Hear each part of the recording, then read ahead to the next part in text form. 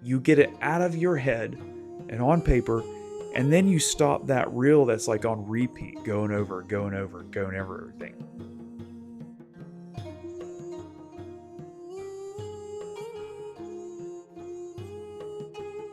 Hey, welcome back to Uncivilized Rebirth. So let's imagine today is the first day of a crisis that you're in or a trauma that just hit. And heck, this could be your first day. I know when I've went through things in the past, I get on YouTube and I start searching up how to get through these situations and I hear other people's stories and what they did. So let's imagine it is your first day. What are some actionable steps that you can take to get yourself on the path to be on the other side of this, whole, healed, and actually building through this? Well, first off, you need to accept what your reality is. Think about what the facts are and accept this is the way things are. Wishing will not change it.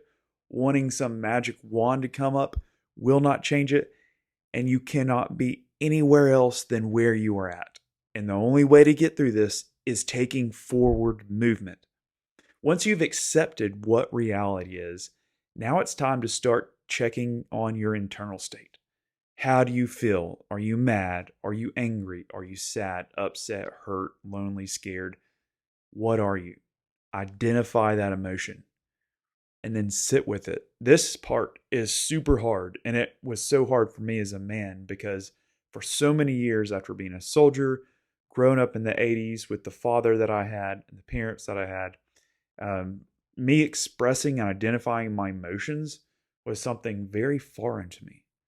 But it's so important that you do that because if you try to repress your emotions, they are going to come up at a point in time when they are not needed and they will cause your situation to get worse. Quick scenario. Let's say you're very, very mad at somebody or very upset, you're hurt, and you have to go to a very professional setting for a little while. And during this professional setting, you start feeling all those emotions again because maybe somebody's gaslighting you.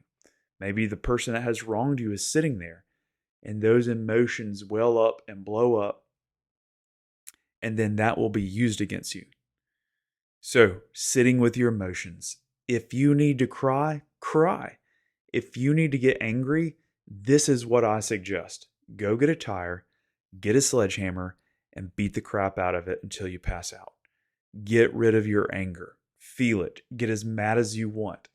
Because in our society, if you go do anything with your anger, you might get in a lot of trouble and put yourself in a worse situation. Is that fair? Heck no. Let's say you're a dad in the divorce court or the family court and your kids have been taken away and you're trying to get back with your kids, your family, and you're super mad. If you go get your kids, you're getting in trouble. If you break stuff that's not yours inside your own home, you're probably going to get in trouble. If you go hurt somebody, you're going to get in trouble. So this is a situation where you have to transmute that pain. What do I mean by that? Take that anger and that rage and you beat the crap out of a tire. You're not going to break the tire and you're not going to break the sledgehammer. But with enough hits, the head of the sledgehammer may come off. But you want to check your sledgehammer and make sure it's not coming off. You do get a little wedge and nail it in there and make sure it stays in. So anyway, transmuting that pain is taking that anger, letting it out, and turning it into something healthy. And you will be putting back into your physical fitness. And this will give you mental resiliency and you will have released that anger. So when you're in that high stress situation where you may be gaslit, you've already dealt with it. And rinse and repeat. If you get angry again, go back to the tire. A couple of days later, angry again, go back to the tire. Transmute the pain. So you've sat with your emotions. You know what your emotions are. Now what I want you to do is start journaling at night. Because when we're in these situations, sometimes, I know for me, I didn't always have somebody I could call on. Sometimes I did. But guess what? They got tired of that. They got tired of me being upset. They got tired of me being mad. They got tired of me going over the same facts.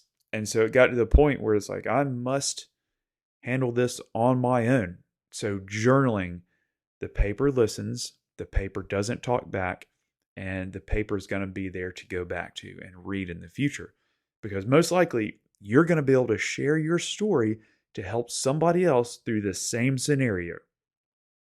So at night, you can journal, share your feelings, share how it feels, to be right where you are at. Write about the facts. Just get it out. You get it out of your head and on paper, and then you stop that reel that's like on repeat, going over, going over, going over everything. Okay, so we're taking care of the inner world. We're getting the scenario out on paper, getting your feelings and the facts out on paper.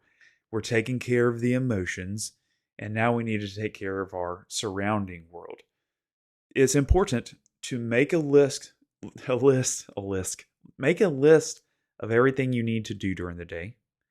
And then also make a list of your self-care items.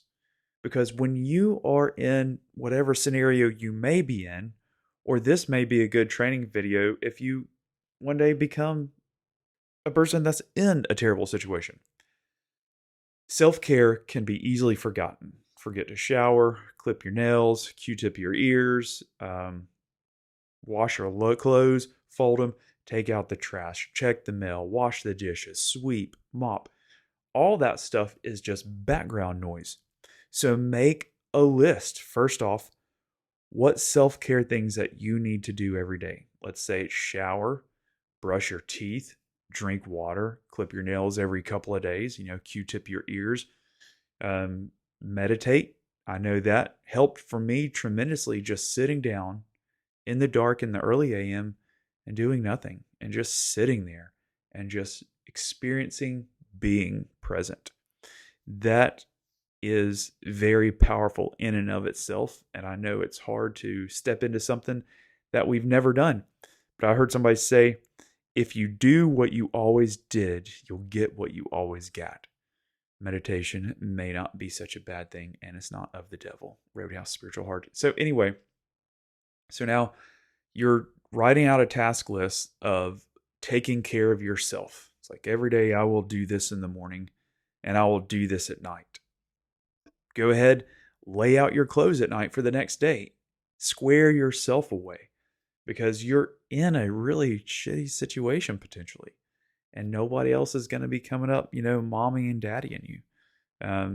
And be like, all right, do this, do that. So when you write it down on paper, it becomes like this instruction guide for you looking at the time. And so, okay, so next, now you have a task list of things to do just in your immediate vicinity, taking care of your nest area and with your body, your internal system.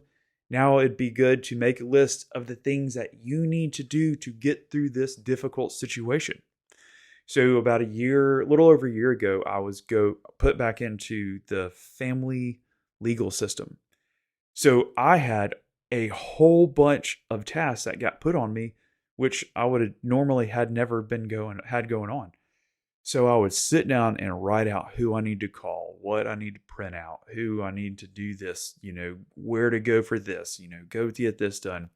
And I would make sure that that task was written down because, again, when we are in a difficult situation, it is so easy to just ignore what needs to be done.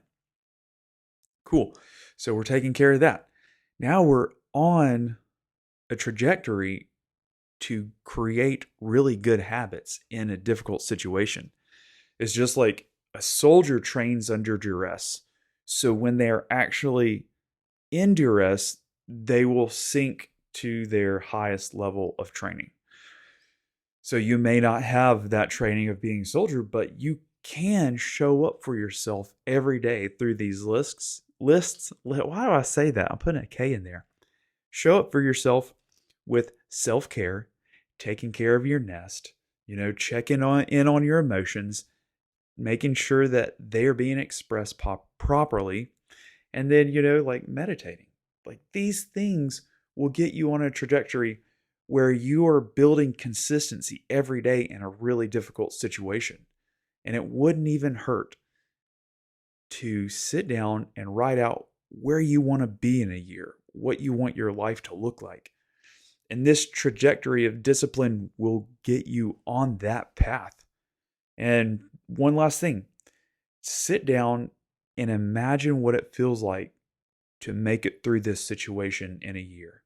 And you have come out of it successfully surviving it and being disciplined and achieving goals and taking care of yourself. Sit down and really imagine what that feels like. And then imagine all of those days in the past. So here's you in the future. Here's you now.